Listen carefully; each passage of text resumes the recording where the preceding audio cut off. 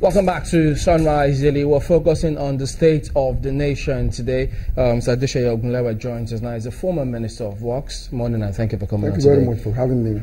Well, looking at how things are panning out in the country, we're focusing on different sectors to see how do we or what do we do to get us back on track. Here today, there's a lot of hue and cry about the economy, diversification or not.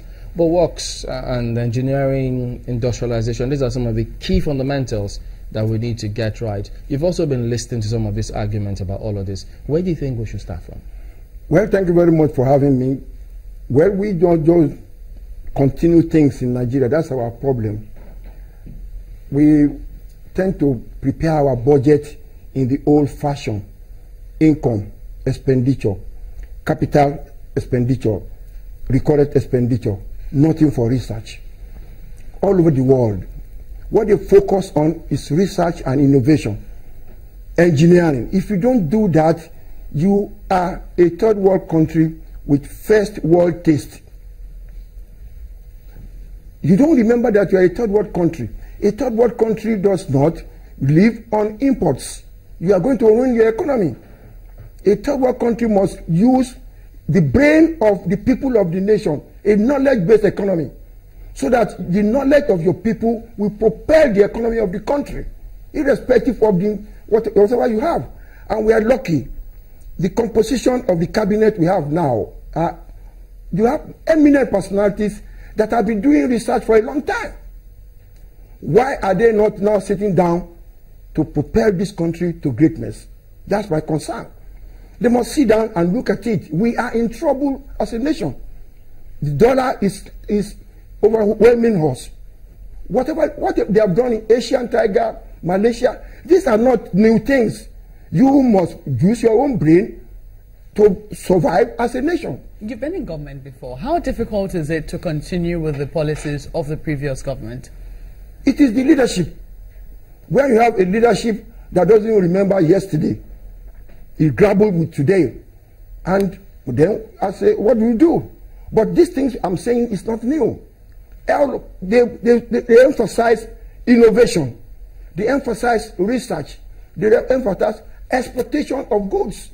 Whose fault is it that, all of us. Just wondering, whose fault is it that we have first world tastes and yet we're a developing country? It's oil.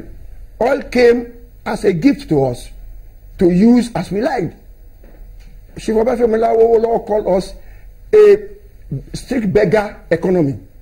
A street beggar will come in the morning, put this bowl there, they put money for him, he carries it away, he spends. This next morning he comes, he puts the bowl there. It's a street beggar economy, not a knowledge-based economy. And all over the world, they look at Nigerians as, what is wrong with them? When they come here, they are researchers. They have breakthroughs in all endeavors of science. But when they go back to their country, their knowledge is buried. Go to Nigerian universities and you marvel at the depth of the knowledge of a researcher, but no funds. Look at our budget. No provision in whatever form for research. In other countries, 25% of their GDP goes for research and innovation. Apple, only one single company, has $250 billion reserve. One company, through innovation. It is a knowledge-based economy, but we are not, driven at that level, and it's a pity for us. How do we now grapple with inflation? With some people are saying devalue the naira. I am happy with the type of president we have that can stand up to pressure. I am not devaluing. Whatever I have, I use. My only appeal to him now, use a portion of that for research, innovation, 20%. This country will not be like this in another 3 years because we have the brain, but you must have a breakthrough. Research in agriculture, seeding. There are companies that they only seeds. Senator Ogunlewe, now what comes to mind is some of these research institutes that we have for agriculture, for so many other things that we have in the country. It was only last week we had professor, I remember his name now, who came and he was telling us of what they were doing in the laboratories way back. The virologist who came talking about things that they were doing, and when funding stopped, a whole lot stopped. Have we been able to fund some of these research institutes dotted around the country at the moment? No, we have about 50 of them. Our founding fathers had a vision for this country. They established those institutions. They established special universities, University of Agriculture, University of Science and Technology. But what has happened? Nobody is focusing on them anymore. And nobody is funding them. If you don't fund research, you have a dwindling economy that will collapse. Believe it or not, in this our research institutes, we have people that all day long, they do research for the survival of this country, but no funds.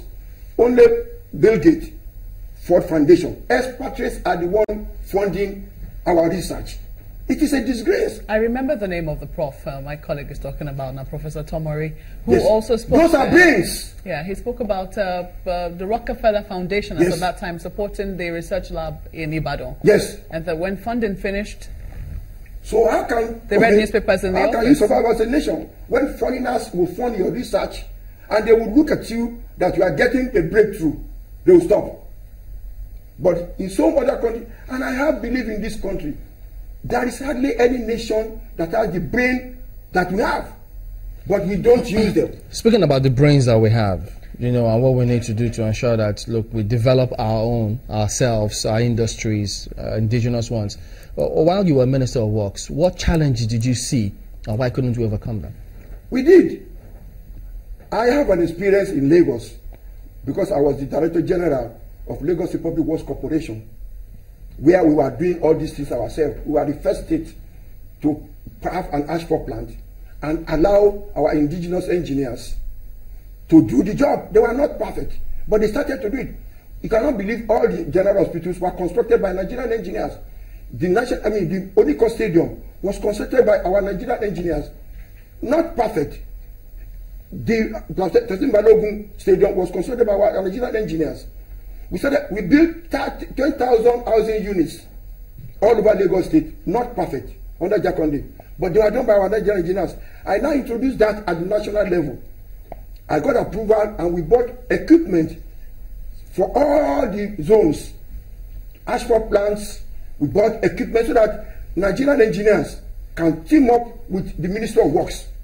You cannot believe that I'm not an engineer, but I'm a fellow of Nigerian Society of Engineers. Because of that sort of, I said, okay, let's all of us come together to save this country. And Nigerian engineers agreed. They said, okay, we'll give 50% of all contracts to Nigerian engineers. And they agreed to partner. But expatriates, Lebanese, Chinese, they started.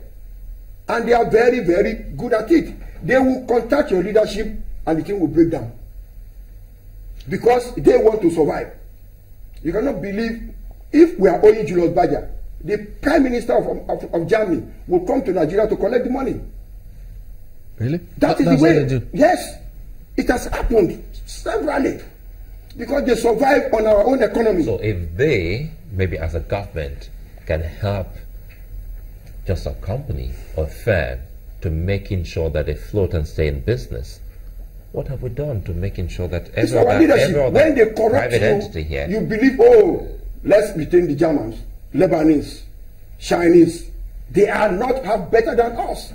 No way. but with due respect, you know, Senator, we can see sometimes a difference in the work that is done by these people. They started somewhere. When I was young, a Chinese product was a Chinese product. They would say, it is China. It is China. It is the same China now that is coming to teach us engineering. It is unthinkable. We will do it badly, we will improve it, we will get it right. A nation that doesn't want to experiment will never be a nation. If you say our own products are substandard, fine. Be importing the ones that are not substandard, and you will win your economy. And that is where we are now. We must use our own people. We must use our own resources. Our engineers must be up to the task. We must develop our own brain. It's a knowledge-based economy. And unless we go to that level, You are not a nation. A nation of imports. How can you be a nation? They laugh at us. They make their product to suit our own people, and we enjoy it, and we dance about it. Ordinary cup. When I was young, in Ikorodu, there was a ceramic industry that was producing plates and cups. I was at a party and I saw a cup imported from China, and I couldn't imagine. We started this product first in this country, and that is the truth. Making of, pots, making of plates, making of cups was started in Ikorodu. That was 50 years ago. Where are they now? We are a country that is being led wrongly. We must go back to our people, and our people can do it.